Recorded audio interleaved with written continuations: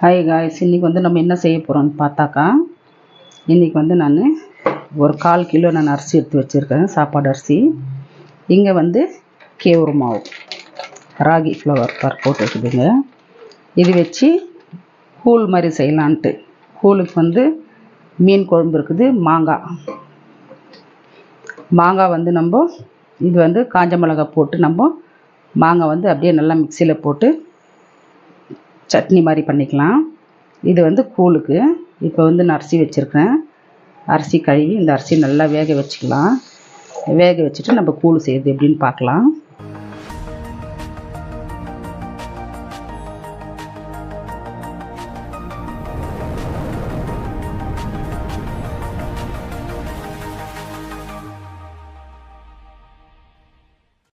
இப்போ வந்து நம்ம கூழுக்கு செய்யறதுக்கு வந்து அரிசி வெந்துன்னு இருக்குது.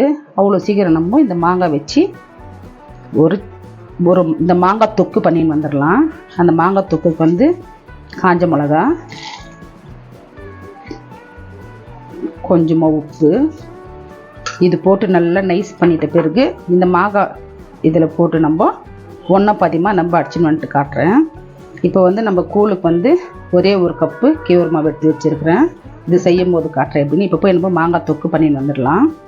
இப்போ வந்து நம்ம மாங்காய் தொக்கு ரெடி ஆகிடுச்சு. இது அம்மி இருந்துச்சுனாக்கா அம்மியில் நம்ம காஞ்ச மிளகா உப்பு மாங்காய் வச்சு நசுக்கிருக்கலாம். அம்மி இல்லாதனால நான் மிக்சியில் இந்த மாதிரி ஒன்றும் பாதியமாக கூழுக்கு தொக்கு செய்து வச்சுருக்கிறேன். ரொம்ப சூப்பராக இருக்கும். இது இங்கே வச்சுக்கலாம் எங்கள் சைடில். இப்போ வந்து நான் ஒரு பவுல் எடுத்து நான் ஒரு கப்பு மாவு எடுத்துன்னுக்கிறேன். இந்த கப்பு மாவு நம்ம கரைச்சிக்கலாம்.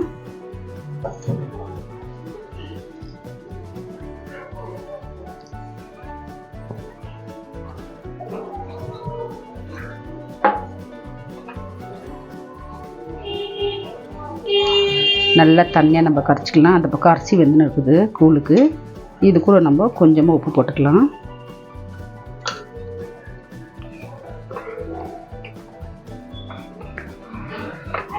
இதெல்லாம் கரைச்சிட்டு நம்ம அரிசி நல்லா வெந்த பிறகு நம்ம இந்த மாவு ஊற்றி நம்ம கூழ் செய்துக்கலாம். அது செய்யறது எப்படின்னு காட்டுறேன். இது ஃபஸ்ட்டு கரைச்சிக்கிறேன். இப்போ இந்த மாதிரி நம்ம கேவுரு மாவு ஃபுல்லாக நம்ம கரைச்சி எடுத்துட்டோம். இந்த கேவுரு இந்த பக்கம் அரிசி வெந்துன்னு இருக்குது. நம்ம வந்து ஊற்றிக்கலாம். நம்ம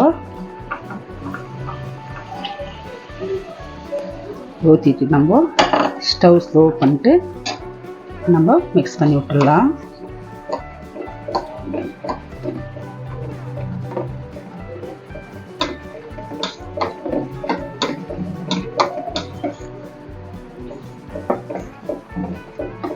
இந்த மாவோடு இந்த அரிசியோடு நல்லா வேகட்டும். நல்லா ஒரு 10 நிமிஷம் நம்ம மூடி போட்டு நம்ம வச்சிடலாம். மூடி போட்டு வச்சுட்டு நம்ம இதை நல்லா வெந்த பிறகு நம்ம பார்க்கலாம். இப்போ வந்து நம்ம கூழ் வந்து நல்லா ஒரு 5-6 நிமிஷம் நல்லா மாவு போட்டு இந்த அரிசி கூட வெந்துருச்சு.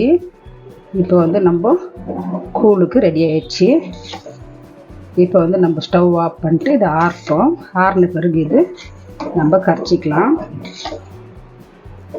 இப்போ வந்து நம்ம ஸ்டவ் ஆஃப் பண்ணிடலாம். கூழ் ரெடி ஆயிடுச்சு.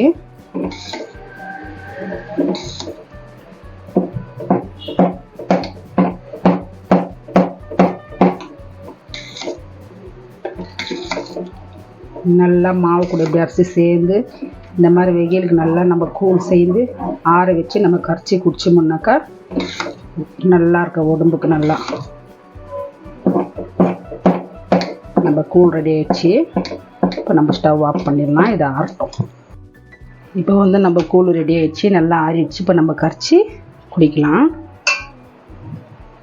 இந்த கூழுக்கு வந்து நம்ம தயிர் ஊற்றிக்கலாம்.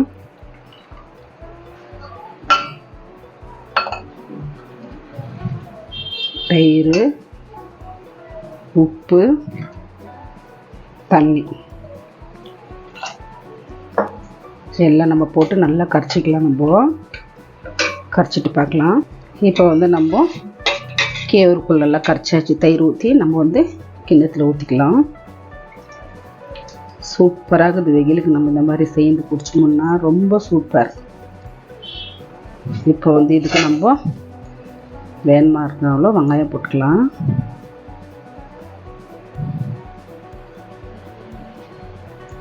இப்போ வந்து கேவுரு கூழ், மாங்காய் தொக்கு, இது வந்து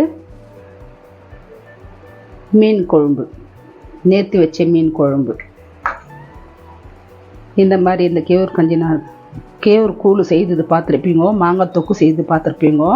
இந்த வெயிலுக்கு வந்து நல்லாயிருக்கும் இந்த மாங்காய் வந்து கேவுரு கஞ்சி, கேவுரு கூழ்.